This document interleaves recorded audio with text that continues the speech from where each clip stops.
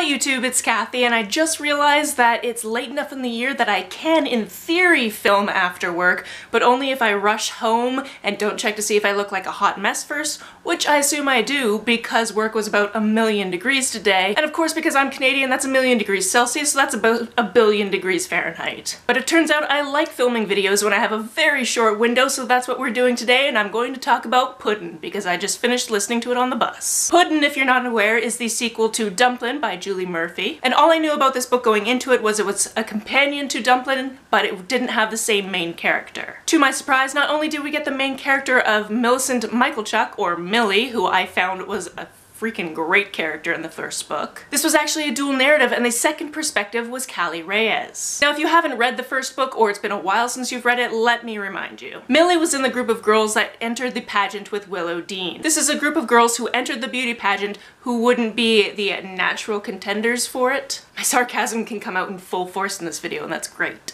Millie, like Willow Dean, is a fellow fat girl, has an amazing personality, and loves to stand out. Callie, on the other hand, was the popular girl that Willow Dean's best friend Ellen befriended and kind of left her in the dust for a while. So although both of these protagonists were in that same pageant together, this is the school year after, and it has basically nothing to do with the pageant. Synopsis done, let's get into my thoughts, but I'm going to try to keep it spoiler-free. Firstly, I absolutely love that this was a dual narration because I really love that style, but what is interesting about it is it wasn't a dual narration where you know the characters are going to fall in love. At least not romantic love. One of the sides of the book talks heavily about sisterhood, but comes short of actually being a sisterhood. And what's so interesting about that to me is on the other side, they are a sisterhood, but nobody has to put out those words exactly in that way. To me, this is remarkable because it kind of mimics how I think of being an ally. Being an ally is not something you should call yourself. Other people should think of you as one. So although one group is rah rah rah sisterhood,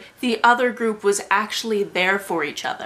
There is a mosquito bite the size of a dime on my foot. Awesome. Don't you just love late spring? Having the split narration be between two characters from completely different social circles, at least initially, is great because we get to dive more in depth to those characters we met in the first book. And it was remarkable how often there were relatable things between the two characters. For instance, Millie is used to people basing their first impression on her based on what she looks like, but what she doesn't realize is that also happens to Callie. Callie is biracial and looks much more Mexican than the rest of her very white-looking family. In fact, since her sister Claudia went away to university, now at home it's her very white mom, her very white stepdad, and her very white little sister. So sometimes people will make confused comments thinking that she is babysitting her little sister and is actually the nanny. I really love that both of these girls were experiencing their high school love lives in very real ways. Sure, one has more experience than the other, but they both have that sense of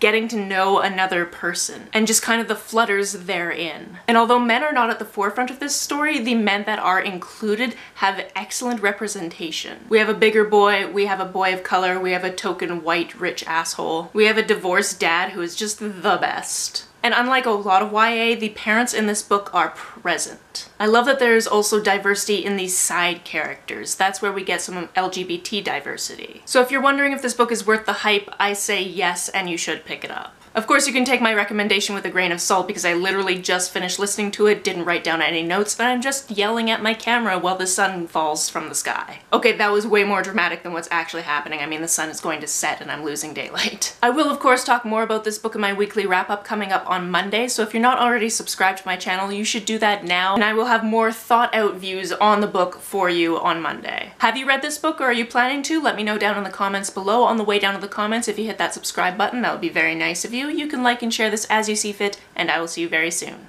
Bye!